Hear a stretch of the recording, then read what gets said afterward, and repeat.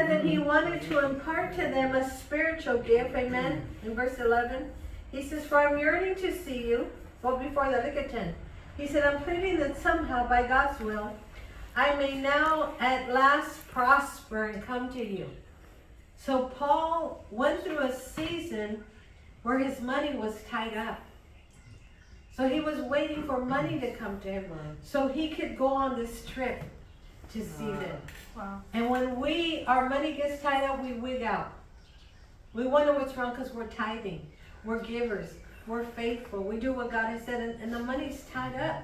And you're wondering, but he went through it too. And then he goes on to say, I'm waiting for the money to come because I'm yearning to see you. Why? That I might impart and share with you some spiritual gift to strengthen you and establish you. What was he talking about? To walk in the Spirit. He wanted them to learn to walk in the Spirit. Amen?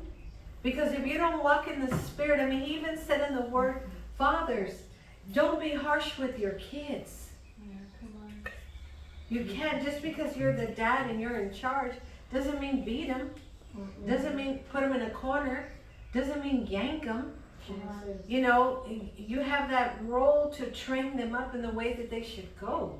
So that father has an important role with those children, right?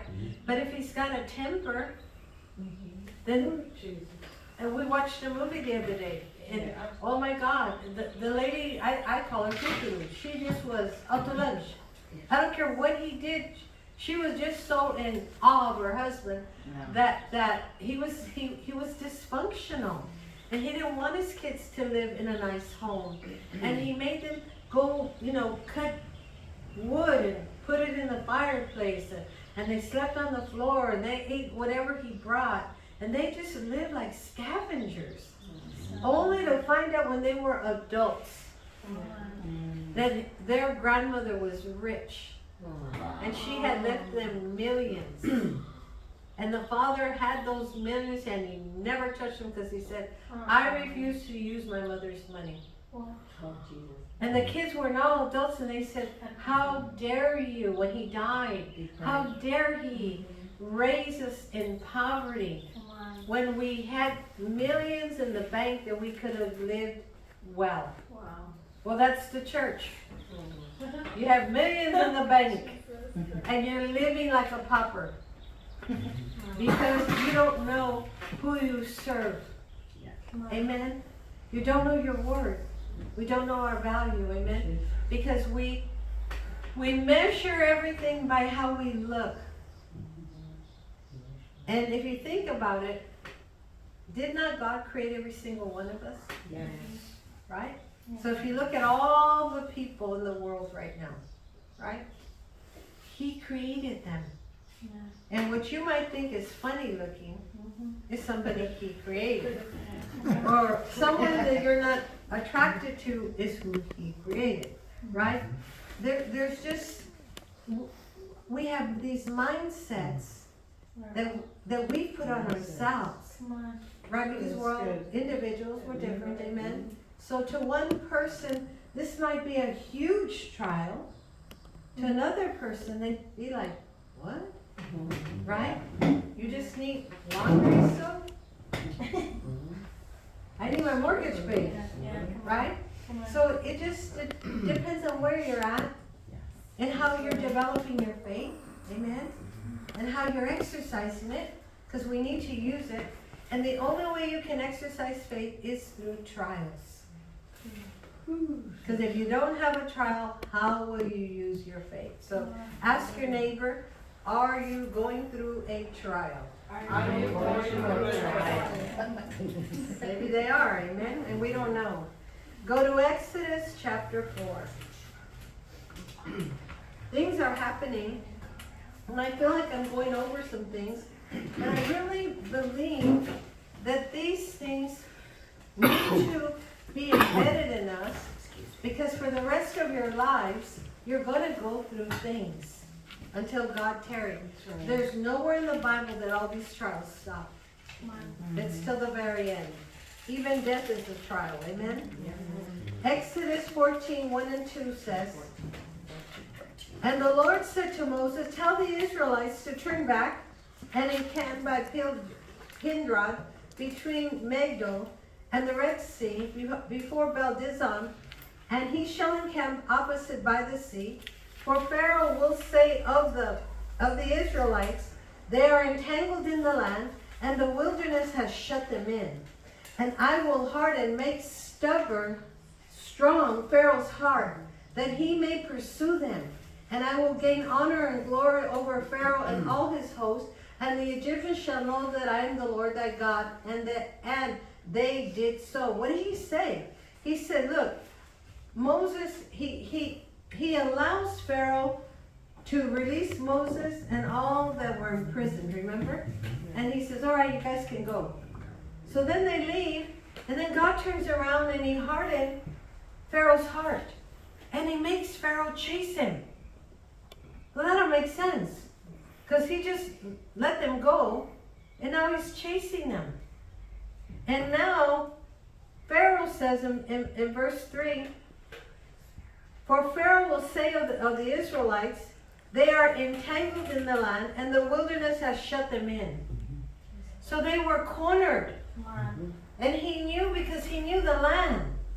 So he knew that they had gotten to the Red Sea because he knew his property. And he said, now they're shut in.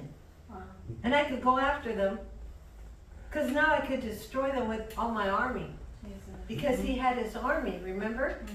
And God put it in his heart to go after them. Come on.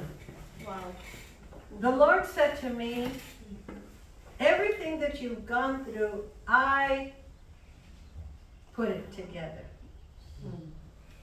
I allowed you to fail. Because every great leader must fail.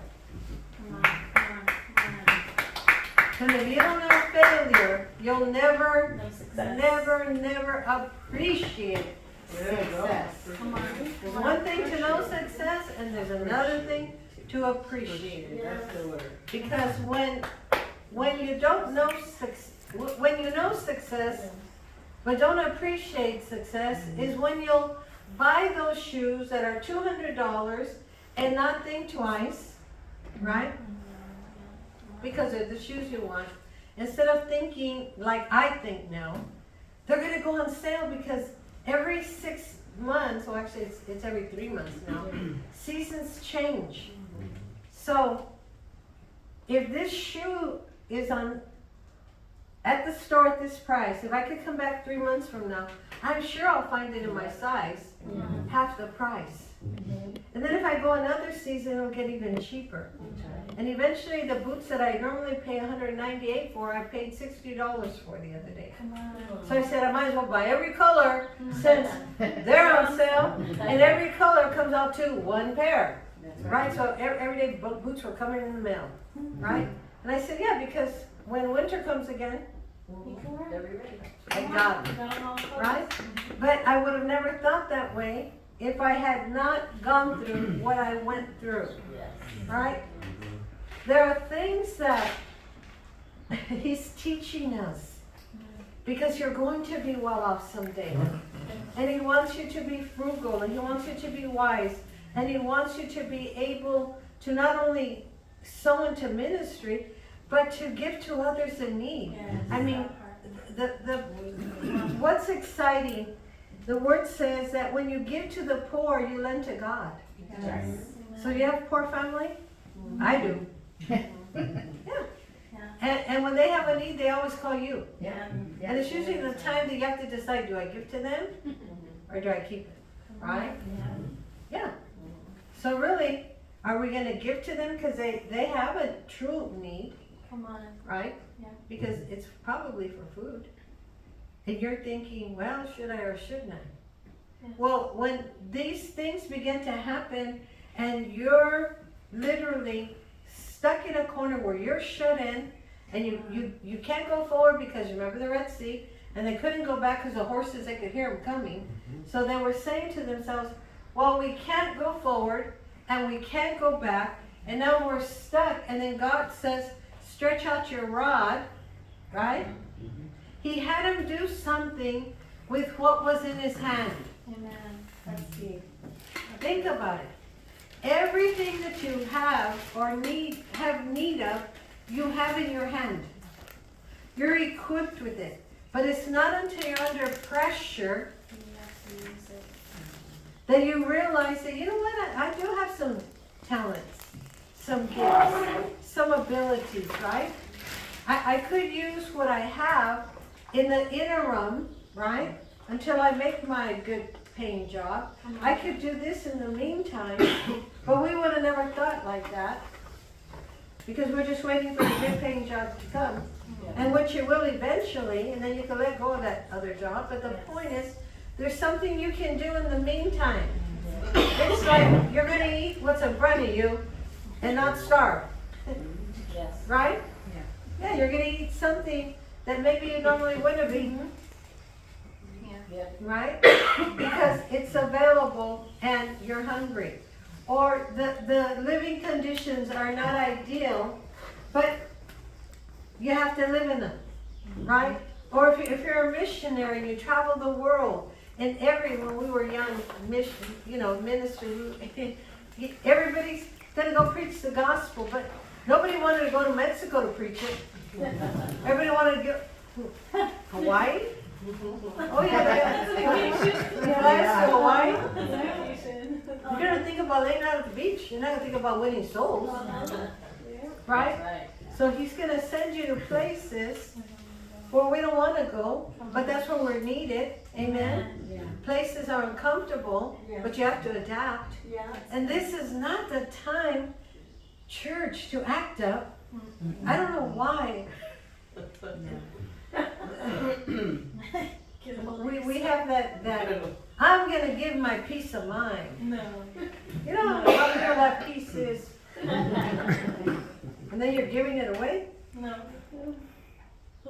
Or I don't know who said, or no, I do know who said, but I'm saying, why do we say, is a better word, why do we say, all my life I've been quiet, and I'm going to speak up now. I don't know anybody in here except this young man, because I don't know him, that has been quiet all their life. No, we are women that, We let it out.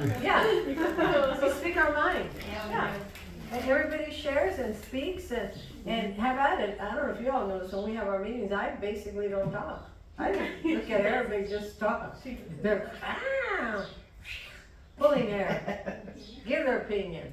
And we share because that's what a meeting's for. Yes. But eventually get to a point where you're just like, whatever works. We're gonna take the bus, we're gonna take the train, we're gonna get on a plane. I don't know. Let's just go. Amen? Well, we gotta do what we have to do. Because the season that you're in might be an uncomfortable season. And if you notice, everybody in this room likes a different season.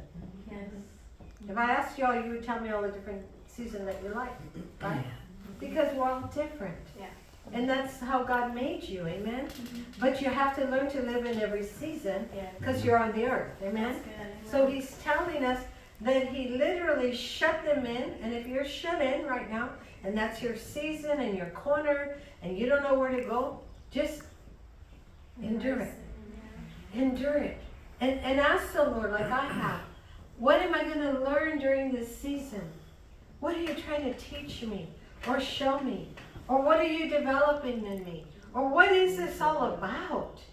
Because you do get to a place, and I'm sure we all have, because I think maybe a month ago, it felt like all of us were in winter, and everybody was on edge, because uncomfortable and irritable, and because we're going through it, but we have to get to a place where we could all be in winter and not be irritable. That's good. Because we've matured. Wow. And we've grown. And we could just say, you know what? Give her space. Come on. She's at the end. Or I was already there, so I know it's a horrible place to be. Instead of trying to force our season on them. Yeah, come on. And if it's not their season, or try to rush their season, or trying to get them to go through the season like you went through it. That's good. That's good. Because no woman in this room has a baby the same way. All of our labor is different. Yeah, that's good. It's different and it's painful.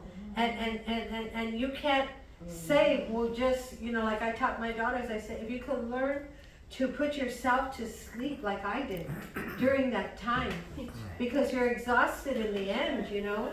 If you could learn to just close your eyes and sleep as the pains come, just breathe. But, you know, everybody's different. But the point is, you're preparing for those seasons because you know they're going to come, right? Yeah. So if they got shut in, we're going to get shut in. So tell your neighbor, someday you'll be shut in. Someday you'll be shut in.